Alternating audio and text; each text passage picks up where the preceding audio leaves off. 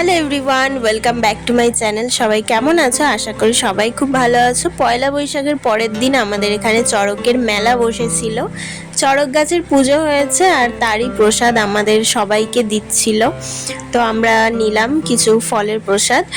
আর দেখো মেলাটা কত বড় করে বসেছে। আর এই যে বোনের প্রতি বছর এটা কেনা চাই, হাওয়া দিলে এই যে ঘোরে চরকির মতন। আর ছোটবেলা থেকে না আমরা দেখে আসছি চড়কের মেলা, অনেকেই হয়তো জানে না এটা কিসের মেলা।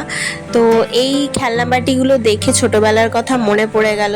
আমার আর বোনের কত খেলনা ছিল, প্রতি বছর চড়কের মেলা থেকে বাবা মা কিনে দিত।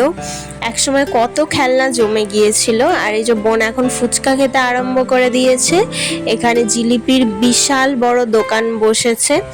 বাবা গরম গরম জিলিপি, বাদাম ভাজা সবই এনেছে। আর আমি এখন বসে আইসক্রিম খাচ্ছি। টাটা।